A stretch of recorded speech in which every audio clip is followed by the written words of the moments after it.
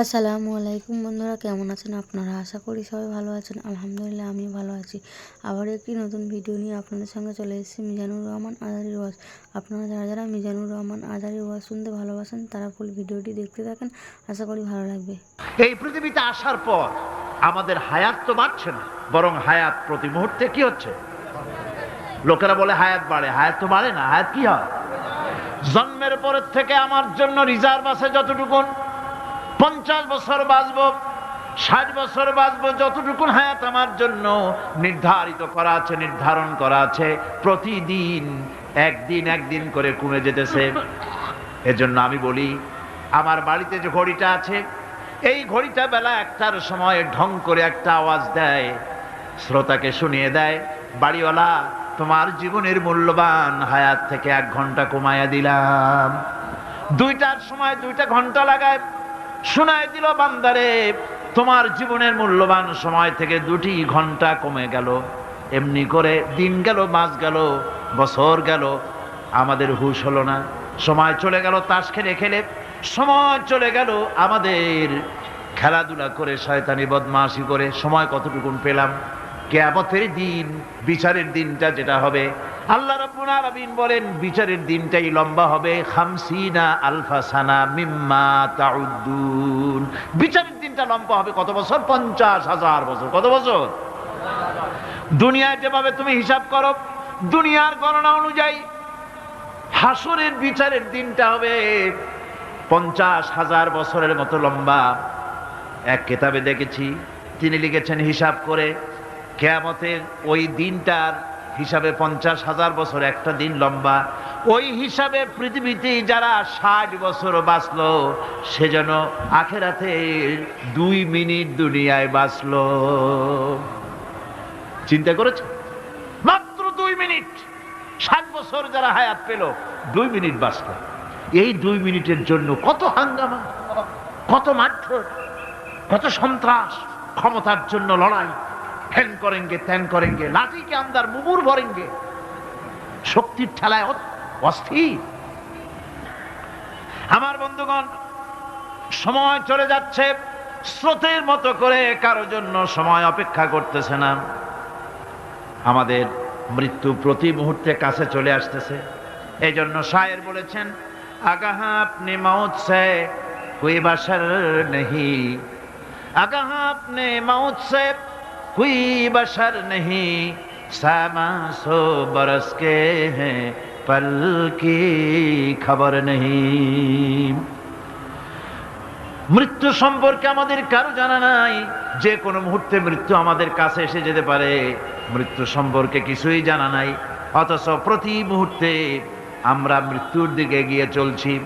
মাল সামান 100 বছর কি ধরে খাবো তাও জমা করে রেখেছি, কিন্তু এক মুহূর্তের খবর নাই। মাহফিলে এসেছি, বাড়ি যেতে পারবো নিশ্চয়তা নাই। আছে? বলেন আছে? আপনি বাড়ি যাও ভালো, বসেছেন, দাঁড়াতে পারবেন, এই নিশ্চয়তা আছে? নাই। সুতরাং সূরাটিতে যে সময়ের উপরে কসম করে মূলত সময়ের অপরিসীম গুরুত্ব সম্পর্কে আল্লাহ পাক মানুষকে বুঝাই দিতেছেন। সময়ের দাম দাও। আমাদের সময় চলে যায় গান শুনতে শুনতে, আশ্চর্য মলম বিক্রি করা দেখতে দেখতে, তাস পাশা খেলতে খেলতে সময় চলে যায়, কেউ খেয়াল করে না। সময় বলতে অতীত কালও হতে পারে, আবার বর্তমানও হতে পারে। আর বর্তমান কাল কোনো কালই না। বর্তমান কাল কোনো কাল নয়। প্রতি মুহূর্তে ভবিষ্যৎ এসে বর্তমান হয়, আর প্রতি মুহূর্তে বর্তমান কি হয়? অতীত হয়ে যায়। বর্তমান কাল বলে কোনো কাল নাই। প্রতি মুহূর্তে অতীত হয়ে যাচ্ছে। এই যে আমি মাহফিলে বসছিলাম প্রথম এসে, ওইটা কি এখনো বর্তমান আছে? এই যে বর্তমান কথা বলছি, এটা অতীত হয়ে যাচ্ছে। সুতরাং বর্তমান কাল নাই। আল্লাহ পাক অল আসরের সময়ের কসম করে বলছেন। যদি আমরা চিন্তা ভাবনা করি, তাহলে আমরা লক্ষ্য করব আমাদের আসল মূলধন সময়। আসল মূলধন কি? জীবনের আসল মূলধন কি? সময়। ইমাম রাজি রহমতুল্লাহ আলাইহি এই পর্যায়ে এক বুজুর্গের ব্যক্তির কথা তিনি আলোচনা করেছেন। তিনি বলেছেন যে একটা লোক, তিনি সূরা আল আসর এর ব্যাখ্যা তিনি বুঝতেছিলেন না। ব্যাখ্যাটা এই মাথার মধ্যে ঘুরপাক খাচ্ছিল এর ব্যাখ্যা কি? একবার তিনি বাজারে ঢুকলেন, তারপরে তিনি শুনতে পেলেন বাজারের এক প্রান্ত থেকে একজন চিল্লায় বলতেছে, সেই ব্যক্তির উপরে রহম করো যার পুঁজি গলে যায়, সেই ব্যক্তির উপরে রহম করো যার পুঁজি গলে যায়। উনি চিন্তা করলেন পুঁজি এবার গলে কেমনে? উনি দৌড়ে গেলেন, যায় দেখেন যে ব্যাটা চিল্লাচ্ছে সে হচ্ছে বরফ বিক্রেতা। কি বিক্রেতা? বরফ, বরফ, আইস। এখন এই বরফ বিক্রেতা সে চিল্লায় বলতেছে, সেই ব্যক্তির পরে রহম করো যার পুঁজি কি গলে যায়। সূর্যের তাপ বাড়তেছে আর বরফ গলে যাচ্ছে। সে বুঝাতে চাচ্ছে যে আমার এই বরফটা জমাট থাকা অবস্থায় তোমরা কেউ কেনো, যেহেতু আমার পুঁজি তো এর মধ্যে আমি ইনভেস্ট করেছি। এটা যদি পানি হয়ে যায় তো পানি তো কেউ কিনবে না, এটা তো যেখানে সেখানে পাওয়া যায়। বরফ পাওয়া যায় না বলেই তো আমি বরফ কিনে আনছি। তোমরা আমার প্রতি দয়া করো, তাড়াতাড়ি করে বরফটা কিনে নিয়ে যাও। ইমাম রাজি রহমতুল্লাহ আলাইহি বলেন, বুজুর্গ ব্যক্তি চিৎকার মেরে বললেন, আল্লাহু আকবার, আমি কিন্তু এই বরফ বিক্রেতার ঘোষণার মধ্য দিয়ে সূরা ওয়াল আসরের তাফসীর আমি বুঝে ফেলেছি। তার মানে হলো বরফ বিক্রেতা যেভাবে বলতেছে সেই ব্যক্তির উপরে রহম করো যার পুঁজি গলে যায়, আমারও তো একটা পুঁজি আছে, ওই পুঁজির নাম হায়াত। প্রতি মুহূর্তে আমার পুঁজি তো গলে যেতেছে, আমার পুঁজি তো গলে যায়, প্রতি মুহূর্তে কমে যেতেছে। আহারে এই পুঁজি যে গলে গেল ধরে রাখতে পারলাম না, এই জন্য কিছুই তো করতে পারি নাই। সূরা ওয়াল আসরের ভিতরে মানুষের আয়ুষ্কাল দেওয়া হয়েছে বরফ গলে যাওয়ার মতো দ্রুত সে আয়ু কমে যাচ্ছে। একে যদি নষ্ট করে ফেলা হয়, ভুল কাজে ব্যয় করা হয়, সেটাই হচ্ছে মানুষের মূল ক্ষতি। মানুষের মূল ক্ষতি। ব্যবসায় ক্ষতিগ্রস্ত হয়েছে, এটা মূল ক্ষতি নয়। স্বাস্থ্য হারাইছে, মূল ক্ষতি নয়। রাজনীতিতে ব্যর্থ হয়েছে, মূল ক্ষতি নয়। জীবনে মন্ত্রিত্ব হারাইছে, মূল ক্ষতি নয়। মূল ক্ষতি প্রতি মুহূর্তে সময় নষ্ট হচ্ছে, এটাই মূল ক্ষতি। ভাইরা, কিয়ামতের দিন জান্নাতীদের কোনো দুঃখ থাকবে না, সকলের দুঃখ থাকবে। জান্নাতীদের কোনো দুঃখ থাকবে নাকি? থাকবে, থাকবে। জান্নাতীদের মনের মধ্যে একটা দুঃখই থাকবে। ভালো করে শুনুন, জান্নাতীদের মনের মধ্যে একটা দুঃখই হবে। তারা মনে মনে চিন্তা করবেন, আফসোস করবেন, আহারে যদি দুনিয়ায় বসে অমুক সময় বাসে বসেছিলাম, আজে বাজে চিন্তা করেছি, বাড়ির ড্রয়িং রুমে একা একা বসে বসে আজে বাজে চিন্তা করেছি, অমুক অমুক সময় খেলাধুলায় কাটাইছি। এই সময়গুলিতে যদি সুবহানাল্লাহ, আলহামদুলিল্লাহ, লা ইলাহা ইল্লাল্লাহ, আল্লাহু আকবার, এই তাসবিহ যদি পড়তাম, জিকির আজগার করতাম, জান্নাতের ভিতরে আরো নিয়ামত লাভ করতে পারতাম। সময়টা তো কাজে লাগাইলাম না। মানুষের শর্ত, মুমিনের সব কাজে সওয়াব। ওয়াকুলু লিন্নাসি হুসনা, মানুষের সঙ্গে ভালো ভালো কথা কও, মানুষের সঙ্গে হাসি মুখে কথা কও। একজনের সাথে হাসি মুখে কথা বললেন, আপনার একটা সদকা দেওয়ার মতো সমান সওয়াব আমলনামায় লেখা হয়ে গেল। ভালো ভালো কাম করো। বন্ধুগণ, সময় দ্রুত গতিতে চলে যাচ্ছে, মানুষের জীবন ক্ষতিগ্রস্ত হচ্ছে। ক্ষতি থেকে বাঁচতে পারবে চারটা গুণ যার মধ্যে আছে, বাকি সব ক্ষতিগ্রস্ত হয়ে যাবে। আমার ভাইয়েরা, এই কথাগুলি বলে আল্লাহ পাক যেন এরকম একটা দৃষ্টান্ত দিলেন। আপনি যদি পরীক্ষার হলে গিয়া দেখেন ছাত্ররা পরীক্ষা দিতেছে, পরীক্ষার জন্য নির্ধারিত সময় কতটুকুন? 3 ঘন্টা। 3 ঘন্টা, 3 ঘন্টা। আপনি গিয়ে দেখলেন কোন একজন পরীক্ষার্থী পরীক্ষা দিতে গিয়ে আর একদিকে তাকায় আছে, আকাশের তারা গুনতেছে, অথবা সে গল্প করতেছে, অথবা পরীক্ষা বাদ দিয়ে আজে বাজে কিছু লিখতেছে। আপনি যেমন তাকে, ওই ছেলেটাকে আনবো না, গাফেল ছেলেটাকে ঘড়ির দিকে তাকায় বলেন, এই ছেলে ওই ঘড়ির দিকে তাকাও, দেখো তোমার সময় কিন্তু চলে যেতেছে মাত্র 1 ঘন্টা, আর তুমি সময় নষ্ট করতেছো। আল্লাহ যেন স্নেহ পরবশে তামাম পৃথিবীর গোলামদেরকে, বান্দাদেরকে আঙ্গুল নির্দেশনা দিয়ে বলছেন, বান্দারা প্রতি মুহূর্তে তোর জীবনের মূল্যবান সময় চলে যেতেছে, প্রতি মুহূর্তে সময় যাচ্ছে। আল ইনসান, ইনসান বলতে শুধু মুসলমান না, ইনসান বলতে কি মুসলমান শুধু না, আল ইনসান মানব মণ্ডলী, বিশ্বের সমস্ত মানুষকে আল্লাহ বলছেন, হিন্দু, খ্রিস্টান, বৌদ্ধ, নাসারা, ইহুদি, মজুসি, মুসলমান, বিশ্বের সব মানুষকে আল্লাহ বলছেন, যেহেতু আল্লাহ স্রষ্টা, মানুষের ব্যাপারে সার্বিক কল্যাণময় কথা কে বলতে পারেন? কে বলতে পারেন? সে আল্লাহ রাব্বুল আলামিন বলছেন, সময় চলে যাচ্ছে ও পৃথিবীর মানুষেরা, এই মানুষ বলতে আল্লাহ রাব্বুল আলামিন কোন ব্যক্তি, কোন গোষ্ঠী, কোন জাতিকে বলেন নাই, বলেছেন সমগ্র মানবতাকে। এর অর্থ হচ্ছে সূরাটিতে উল্লেখ্য 4টি গুণ যদি আমল করতে পারে লোকেরা, যেই ব্যক্তি করবে, যেই সমাজ করবে, যেই রাষ্ট্র করবে, যেই গোষ্ঠী করবে, যেই জাতি করবে, তারাই ক্ষতি থেকে বেঁচে যাবে। আর যারা করবে না তারা ক্ষতিগ্রস্ত হবে। কি হবে বলুন? এখন আল্লাহ পাকের কথা শুনুন। আল্লাহ পাক বলছেন, ওয়াল আসরি ইন্নাল ইনসানা লাফি খুসর। খুসর, খুসরিন, এই যে খুসর, খাসারা, এই শব্দটা হচ্ছে আবিধানিক অর্থে ক্ষতি হচ্ছে লাভের বিপরীত। লাভের বিপরীত কি? ক্ষতি। নাফা, এই নাফার বিপরীত কি? নোকসান। খাসারাটা কি? নোকসান বলা হয় পুঁজি 50,000 খাটাইছিলাম, লাভ করতে পারি নাই, পুঁজি ঠিক আছে, এটাকে বলা হয় নোকসান। এটাকে কি বলা হয়?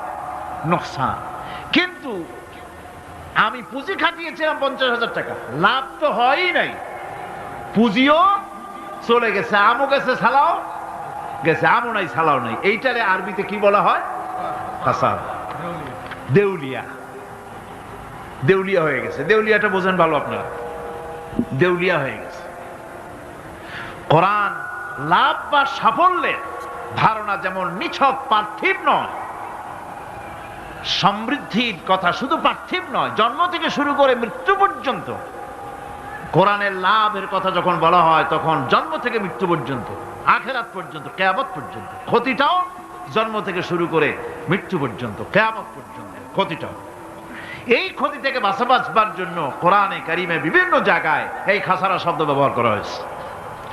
আল্লাহ রাব্বুল আলামিন বলছেন, ওয়ামান খাফফাত মাওয়াজিনুহু ফাউলাইকাল্লাযীনা খাসিরু আনফুসাহুম বিমা কানু বিআয়াতিনা ইয়াযলিমুন।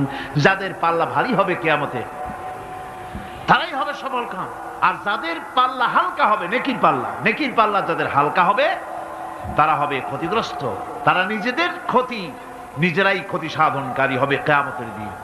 কাজে মানুষের জীবনের সমুদয় কার্যাবলীর ভালো অংশ যদি খারাপ অংশের উপরে বিজয়ী হয়, তারপরে খারাপ অংশ পাওনাদারদের দিয়ে টিয়া, এরপরে যদি নেকি কিছু বাকি থাকে, তাহলে বোঝা গেল লোকটা কিয়ামতে নাজাত পাবে।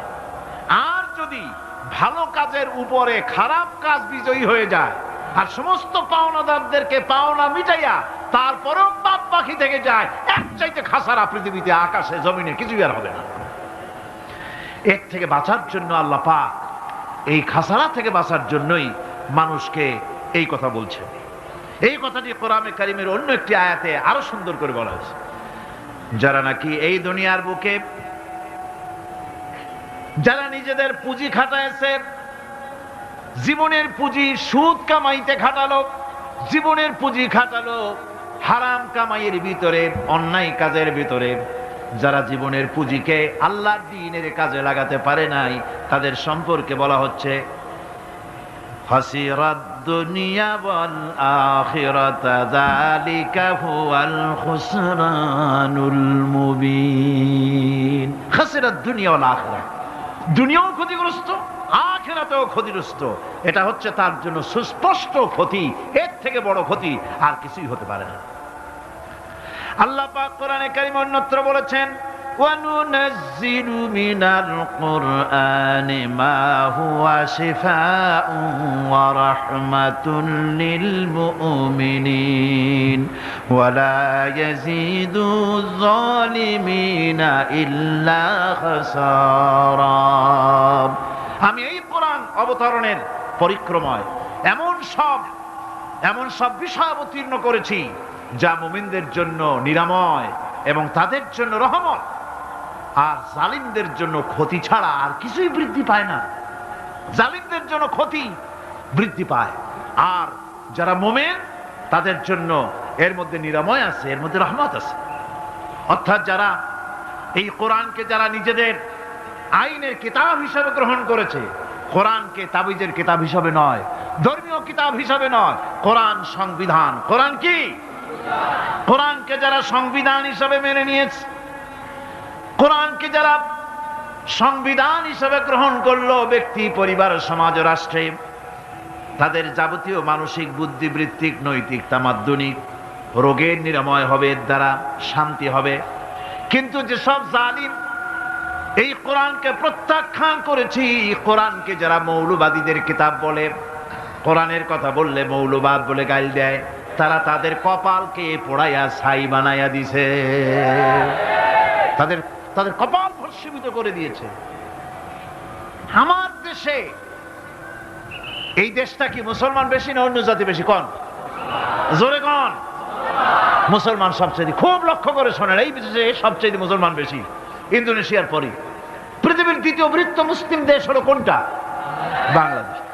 এই দেশে ইসলামরে যত গালি দেওয়া হয়েছে, কোরআনকে যত গালি দেওয়া হয়েছে, আলেমদেরকে যত গালি দেওয়া হয়েছে, রাসূলুল্লাহকে যত গালি দেওয়া হয়েছে, ইসলামী আদর্শকে যত গালি দেওয়া হয়েছে, পৃথিবীতে কোন দেশে এইভাবে ইসলামকে গালি দেওয়া কোথাও হয় নাই। এমনকি আমেরিকার মতো দেশে, ইংল্যান্ডের মতো দেশেও কোরআনের বিরুদ্ধে এত কথা কেউ বলতে সাহস পাবে না, ইসলামের বিরুদ্ধে কথা বলতে সাহস পাবে না, যেহেতু মুসলমানেরা সেখানে পাল্টা আক্রমণ করবে। আজ আমার দেশে মুসলমানের ঘরের সন্তান হইয়া ইসলামের বিরুদ্ধে তারা বক্তব্য রাখে। মৌলবাদ, মৌলবাদ জিকির উঠে গেছে। আমেরিকার প্রেসিডেন্টরা যখন শপথ নেন, প্রেসিডেন্ট হিসেবে ওথ নেন, বাইবেলের উপরে হাত রাখেন আর বলেন, এই মহাগ্রন্থকে স্পর্শ করে শপথ নিচ্ছি, আমি আমার চিন্তা চেতনা, আমার মেধা, আমার প্রজ্ঞা সবটা আমার জাতি, আমার দেশকে উন্নয়নের জন্য, এর সমৃদ্ধির জন্য, এর সংরক্ষণের জন্য আমি আমার জীবনকে উৎসর্গ করব। বাইবেলের উপরে স্পর্শ করে এই শপথ তারা নেন।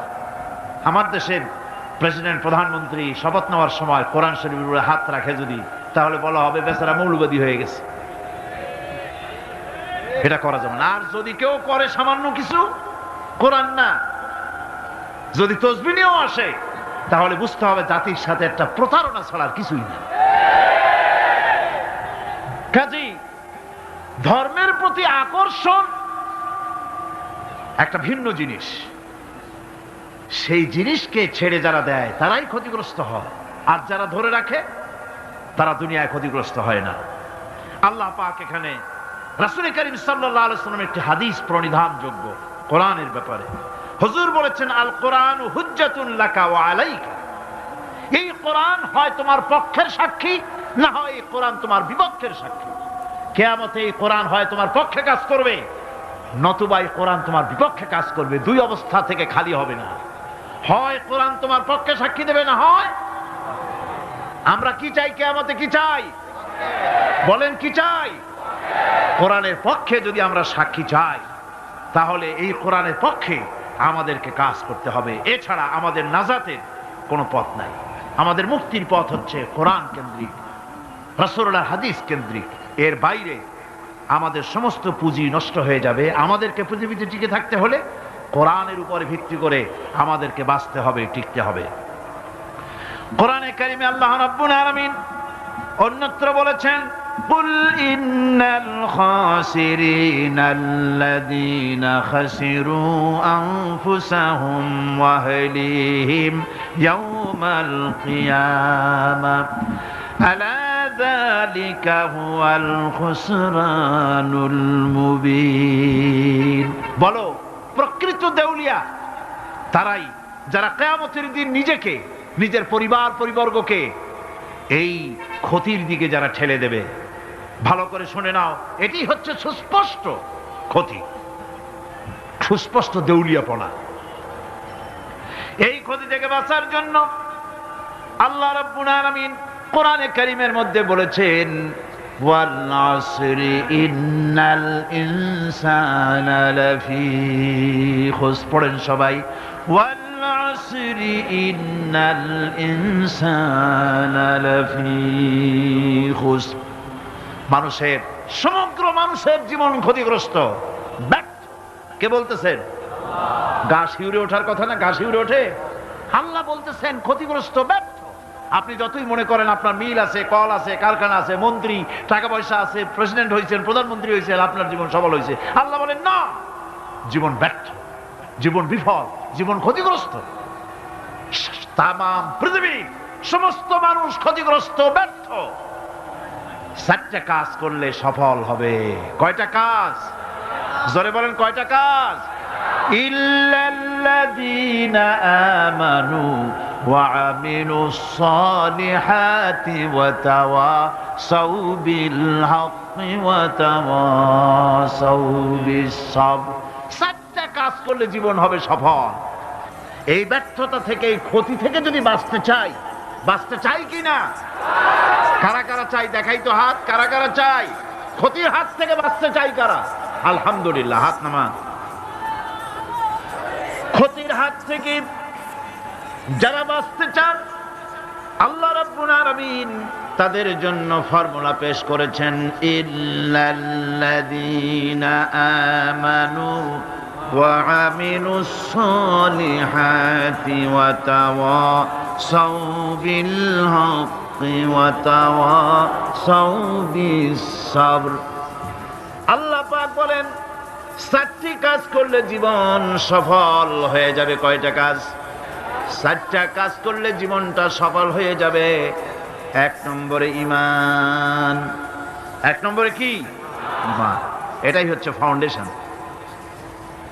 ক্ষতি থেকে বাঁচার জন্য প্রথম যে গুণটি, সেটির নাম হচ্ছে ঈমান।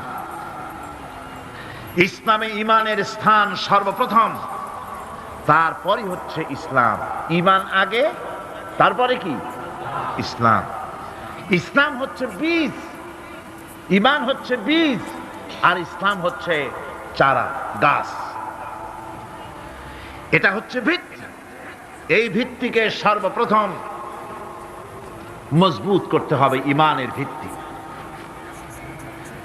ঈমানের ভিত্তি দুনিয়ায় ঈমানের আহ্বান জানাবার জন্যই আল্লাহ রাব্বুল আলামিন সমস্ত নবী এবং রাসূলদেরকে পৃথিবীতে পাঠিয়েছেন ঈমানের আহ্বানের জন্য। দুনিয়ার সমস্ত নবীদের দাওয়াত ছিল ঈমানের দাওয়াত। কিসের দাওয়াত? এই ঈমানের দাবিটা আসছে, এই দাওয়াতটা এসেছে আল্লাহর কাছ থেকে। কার কাছ থেকে? দেখুন, পৃথিবীর ভিতরে কোন নবীদের কথার সাথে আরেকজন নবীর কথার কোনো বৈপরীত্য হয় নাই। সমস্ত নবীদের কথা একরকম ছিল। কয় রকম?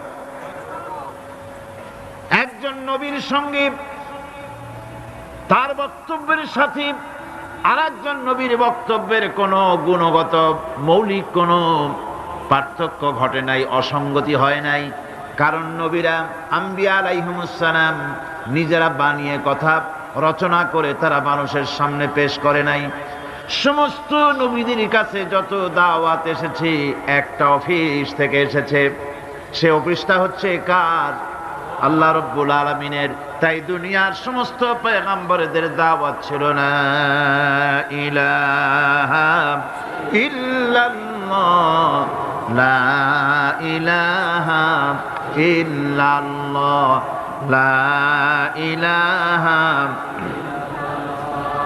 লা ইলাহা ইল্লাল্লাহু মুহাম্মাদুর রাসূলুল্লাহ। এটাই ছিল সমস্ত নবীদের দাওয়াত। কোরআনে কারীম তার ধারক এবং বাহক সম্পর্কে বলে যে তিনি যে দাওয়াত দিয়েছেন সে দাওয়াতটা হলো ঈমানের দাওয়াত। আমাদের নবী তিনি এসে যে দাওয়াত দিয়েছেন সে দাওয়াতটা কিসের? কোরআনে কারীম বলছি, রব্বানা ইন্নানা সামি'না মুনাদিয়ান ইউনাদি লিল ঈমান। হে আমাদের রব, নিশ্চয়ই আমরা এমন একজন আহ্বায়কের আহ্বান শুনেছি, যিনি আমাদেরকে ঈমানের দাওয়াত দিয়েছেন। এমন কোন পয়গম্বর নাই দুনিয়ায় যিনি ঈমানের দাওয়াত দেন নাই। সকলেই ঈমানের দাওয়াত মানুষের সামনে, বিশ্ববাসীর সামনে পেশ করেছেন। কোরআনে হাকিম স্পষ্ট একটা সীমারেখা দুনিয়ার মানুষের সামনে পেশ করে পৃথিবীর মানুষগুলিকে দুটি শ্রেণীতে বিভক্ত করে দিয়েছে। একটি হচ্ছে ঈমান পোষণকারী, আরেকটি হচ্ছে অবিশ্বাসী। একটা ঈমান পোষণকারী আর একটা অবিশ্বাসী। ঈমান পোষণকারীরা সত্যশ্রয়ী, তারা হচ্ছে জ্ঞান এবং নূরের সম্পদে সমৃদ্ধ। আর দ্বিতীয় দলটি হচ্ছে কাফের, জালিম, মূর্খ। তারা হেদায়েতের রাস্তা তাদের জন্য অবরুদ্ধ। কোরআনে কারীম এই দুইটি দল সম্পর্কে উল্লেখ করতেছেন, মাসালুল ফারিকাইনি কাল আ'মা ওয়াল আসাম্মি ওয়াল বাসীরি ওয়াস সামিম হাল ইয়াস্তাবিয়ানি মাসালান আফালা। কোরআন শরীফ বলছে, হাল ইয়াস্তাবিয়ানি মাসালান আফালা তাযাক্কারুন। দুইটি শ্রেণীতে আল্লাহ পাক ভাগ করে দিয়েছেন। একটা শ্রেণী হচ্ছে অন্ধ, বোবা, বধির। আরেকটি যারা শুনতে পায়, চোখে দেখতে পায়। এ দুটি কখনো এক নয়, সমান নয়। এ দুটির রাস্তা আলাদা। কাফেরের রাস্তা আর ইমানদারদের রাস্তা সম্পূর্ণ ভিন্ন। আল্লাহ রাব্বুল আলামিন ঈমান এবং কুফরের পার্থক্য বলে দেওয়ার জন্য গোটা মানব জাতির মধ্যে স্পষ্ট করে বলেছেন, লা ইকরাহা ফিদ-দীন ক্বাদ তাবায়্যানার রুশদু মিনাল গায়ব। দ্বীনের ব্যাপারে জোর জবরদস্তি নেই। এখানে হেদায়েতের পথ এবং গোমরাহি, হেদায়েতকে গোমরাহির পথ থেকে সম্পূর্ণ আলাদা করে দেওয়া হয়েছে। লা ইকরাহা ফিদ-দীন, দ্বীনের ব্যাপারে কোনো জোর জবরদস্তি নেই। যারা ধর্মনিরপেক্ষবাদী তারা এই আয়াতটাকে নিজেদের মতবাদকে প্রতিষ্ঠার লক্ষ্যে অনেক সময় কাজে লাগায়। দুটি আয়াতকে তারা বেশি ব্যবহার করে। একটা হচ্ছে লাকুম দীনুকুম ওয়ালিয়া দীন, আর একটা হচ্ছে লা ইকরাহা ফিদ-দীন। এই দুইটি আয়াতকে ধর্মনিরপেক্ষবাদীরা ব্যবহার করে। এই দুটির কোনটি তাদের আদর্শকে বোঝাবার লক্ষ্যে ব্যবহারের কোনো সুযোগ নাই। লা ইকরাহা ফিদ-দীন, ধর্মের ব্যাপারে কোনো বাড়াবাড়ি নাই, জোর জবরদস্তি নাই। এ কথা বলা হয়েছে এই কারণে যে কোন বিধর্মীকে, অমুসলিমকে ভয় দেখিয়ে, লোভ দেখিয়ে অথবা কোন ক্রমে কোন প্রকার চাপ সৃষ্টি করে তাকে মুসলমান বানানো যাবে না। এমনকি সূরা তওবার মধ্যে এসেছে, যুদ্ধ চলাকালীন সময়, জিহাদ চলাকালীন সময় কোন অমুসলিম যদি ইসলাম জানার জন্য তোমাদের তাঁবুতে আসে, তাহলে তুমি তাকে ইসলাম বুঝাও। ইসলাম শোনার পরে যদি মেনে নেয় ভালো কথা, আর যদি না মানে তাকে তার তাঁবু পর্যন্ত ফিরে যেতে দাও। মাঝপথে তাকে আক্রমণ করা যাবে না। ধর্মের ব্যাপারে কোনো বাড়াবাড়ি নাই। লা ইকরাহা ফিদ-দীন, এর দ্বারা ধর্মনিরপেক্ষতার কোনো কথা বোঝানো হয়নি। আর লাকুম দীনুকুম ওয়ালিয়া দীন, এটা ছিল কাফেরদের সেই বক্তব্যের প্রেক্ষিতে যেখানে কাফেররা বলেছিল মুহাম্মদ সাল্লাল্লাহু আলাইহি ওয়াসাল্লাম, আসুন আমরা এক কাজ করি, সেটা হলো ধর্ম নিয়ে আমাদের মধ্যে যে বাকবিতণ্ডা হচ্ছে, আমরা ধর্মকে 50-50 ভাগ করে নিই। কিছুদিন আমরা গিয়া আপনার আল্লাহরে সেজদা দেই, আর কিছুদিন আপনারা আমাদের মূর্তিগুলিকে প্রণাম করুন। এই প্রস্তাব যখন রাখল, আল্লাহ রাব্বুল আলামিন সূরা কাফিরুন অবতীর্ণ করে দিলেন। قل يا أيها الكافرون لا أعبد ما تعبدون হে কাফেরেরা, হে অবিশ্বাসীরা, নবী আপনি বলুন, হে অবিশ্বাসীরা, তোমরা যার ইবাদত করো আমরা তার ইবাদত করি না, আবার আমরা যার ইবাদত করি তোমরাও তার ইবাদত করো না। সুতরাং লাকুম দীনুকুম ওয়ালিয়া দীন, সুতরাং তোমাদের দিন তোমাদের জন্য, আমাদের দিন আমাদের জন্য। এখানে নিরপেক্ষতার কথা বলা হয় না, এখানে পক্ষের কথা বলা হয়েছে। কিসের পক্ষ? ধর্মের পক্ষ। কিসের পক্ষ? হিন্দু, খ্রিস্টান, বৌদ্ধ, তোমরা তোমাদের ধর্মের পক্ষে থাকো। মুসলমান, তোমরা তোমাদের ধর্মের পক্ষে থাকো। ধর্মের ব্যাপারে নিরপেক্ষ হওয়ার কোনো সুযোগ নাই। আছে নাকি সুযোগ? আমি পার্লামেন্টে বলেছি এই কথা, যে একটা ধর্মের উপরে বিশ্বাস করে নিজেকে একটা ধর্মের পক্ষের ব্যক্তি হিসাবে ঘোষণা করে, কেউ বলছে, দাবি করছে আমি হিন্দু, কেউ বলছে আমি বৌদ্ধ, কেউ বলছে আমি খ্রিস্টান, কেউ বলছে আমি মুসলমান, নিজেকে একটা ধর্মের বিশ্বাসী ঘোষণা করার পর আমি ধর্মনিরপেক্ষ, এই কথাটা মিথ্যা, বানোয়াট, জালিয়াতি, প্রতারণা, মুনাফিক। কোন ধর্মের অনুসারী ব্যক্তি ধর্মনিরপেক্ষ হতে পারে না। কেবলমাত্র নাস্তিক, যারা আল্লাহরে মানে না, আল্লাহকে স্বীকার করে না, ওরা বলতে পারে আমরা ধর্মনিরপেক্ষ, ধর্মের ব্যাপারে আমরা নিরপেক্ষ, গুলো মানি না, বিশ্বাস করি না। কিন্তু যারা ধর্মে মানে, সেদের যে ধর্মেরই হোক না কেন, সে ব্যক্তি ধর্মনিরপেক্ষ যদি দাবি করে, এটা মিথ্যে কথা, এটা মুনাফিকি ছাড়া আর কিছু হতে পারে না। মুসলমানকে, যে কোনো জাতিকে যে ধর্মে আছে ধর্মের পক্ষে থাকার কথাই বলা হয়েছে। এখন আমি বলতেছিলাম ইমানের কথা। ইমান আগে আনতে হবে। ইমান সম্পর্কে আল্লাহ রাব্বুল আলামিন বলতেছেন, ইমান হলো আগে, তারপরে ইসলাম। আবার ইমান আনার আগে আবার কুফরি একটা শব্দ আছে, সেটা হলো ফামান ইয়াকফুর বিত্তাগুতি ওয়া ইউমিন বিল্লাহি ফাকাদ ইসতামসাকা বিল উরওয়াতিল উসকা লা ইনফিসামা লাহা ওয়াল্লাহু সামিউন আলীম। ফামান ইয়াকফুর বিত্তাগুত, যে ব্যক্তি তাগুতকে অস্বীকার করেছে, সর্বপ্রথম তাগুতকে অস্বীকার করতে হবে। ওয়া ইউমিন বিল্লাহ, আর এরপরে আল্লাহর উপরে যে ঈমান আনলো, ফাকাদ ইসতামসাকা বিল উরওয়াতিল উসকা, সে এমন এক শক্ত অবলম্বন ধারণ করলো যা তাকে কোনো কিছুই বিচ্ছিন্ন করবে না, ধ্বংস করে দেবে না। সুবহানাল্লাহ। এখন সত্যিকারের ইমানদারের পরিচয়টা কি?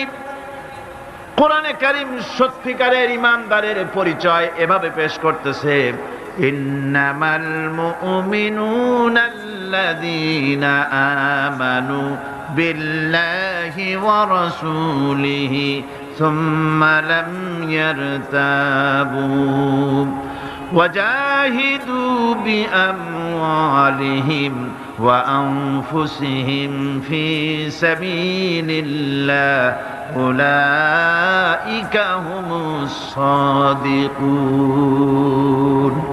ঈমানের দাবিতে সত্যবাদী কারা?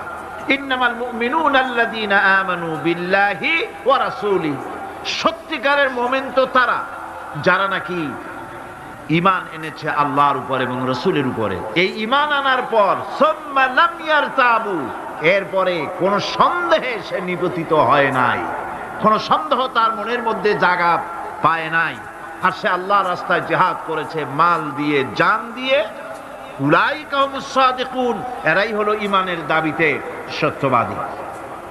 সুম্মা লাম ইয়ারতাবু, অথবা এক বিন্দু সন্দেহ মনের মধ্যে জায়গা দেয় নাই। অর্থাৎ ঈমান আনছি কার উপরে? আল্লাহর উপরে। কার উপরে? আর তার রাসূলের উপরে। আল্লাহ এবং রাসূলের উপরে ঈমান আনার পর যারা আল্লাহ এবং রাসূলের বিধান জীবনের সকল ক্ষেত্রে মানতে পারে নাই, তারাই সন্দেহে নিপতিত হয়েছে। কথা বুঝতে পেরেছেন? তাদের সন্দেহ এই কোরআন মানুষের জীবন, তার সম্পদ, তার রাজনীতি, তার অর্থনীতি পরিচালনা করতে পারে না।